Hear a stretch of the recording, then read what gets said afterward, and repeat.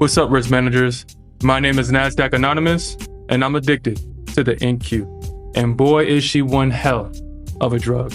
And welcome to tonight's NA meeting, where we'll discuss the economic data for the week, analyze today's session, and from that, build a winning game plan for tomorrow's price action. And if you haven't done so already, you can show your support by subscribing to the channel. And with that said, let's jump into the charts now. This is tomorrow's data. And be mindful that all times are in Central Time.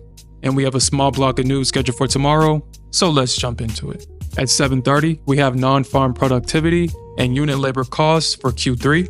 At 12 o'clock, we have the 3-year note auction. And finally, at 3:30, we have some crude news. And now that we know what to expect, let's jump into the charts and create a game plan for tomorrow's price action. This is the block of price action that we traded during today's stream. And today was definitely a trend day. And as I analyze the charts, I see about 3 clues that's going to be essential for helping us find the best trades going into tomorrow's stream.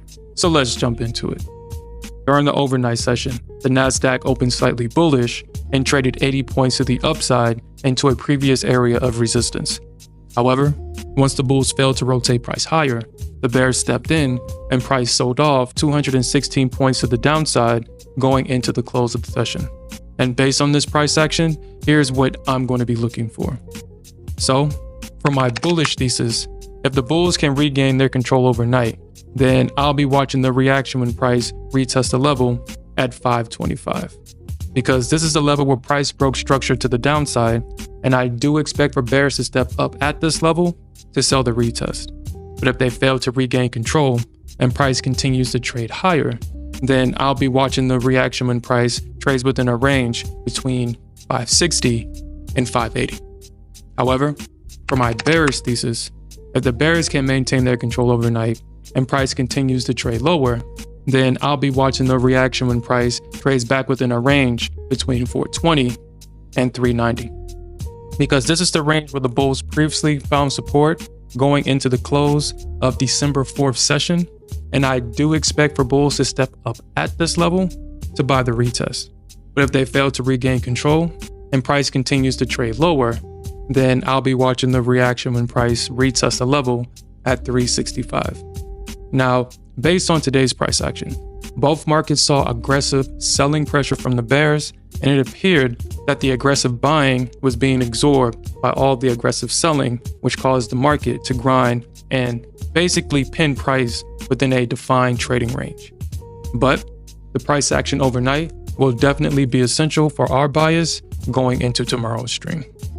Now, if you're enjoying the content and appreciate the value that me and my trading partner provides to the trading community, make sure you're subscribed to the channel and hit that notification bell so you don't miss the release of our next NA meeting and live streams. And with that said, let's jump into an ES chart. This is an ES chart, and this is the block of price action that we traded during today's stream. And during the overnight session, the E-mini S&P opened slightly bullish and traded 12 points to the upside into a previous area of resistance. However, once the bulls failed to rotate price higher, the bears stepped in and price sold off 46 points to the downside going into the close of the session.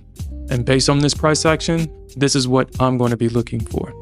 So, just like the NQ, the ES opened with a bullish move to the upside into a previous area of resistance and was soon followed by aggressive selling pressure from the bears for the majority of the session. So, for my bullish thesis, if the bulls can regain their control overnight, then I'll be watching the reaction when price retests the level at 668. Because this is the level where price broke structure to the downside, and I do expect for passive sell orders to be resting at this level to sell the retest. But if the bears fail to regain control and price continues to trade higher, then I'll be watching the reaction when price trades back within a range between 675 and 680. However, for my bearish thesis, if the bears can maintain their control overnight and price continues to trade lower, then I'll be watching the reaction when price trades back within a range between 655 and 650. Because this is the range where the bulls found support going into close of the session on December 3rd, and I do expect for passive buy orders to be resting in this area to buy the retest. But if they fail to regain control and price continues to trade lower, then I'll be watching the reaction when price trades within a range between 640 and 635. Now, for those that found themselves on the wrong side of the market today, I know personally how discouraging that can make you feel. But remember, every trader has faced this same challenge, but what separates profitable traders is their ability to use these moments to refine their strategies and keep moving forward. But I'll be monitoring both markets overnight to identify the best trades as we go into tomorrow's stream. And in summary, both markets started off the session with a bullish move into a previous area of resistance. Both markets saw price grind to the downside with aggressive selling and buying pressure from the bulls and the bears. And finally, both markets saw the bulls exhaust themselves as price traded to the downside going into the close of the session. And that's all I have for tonight, risk managers. And you can watch us trade these concepts live by clicking this video. We'll see you there.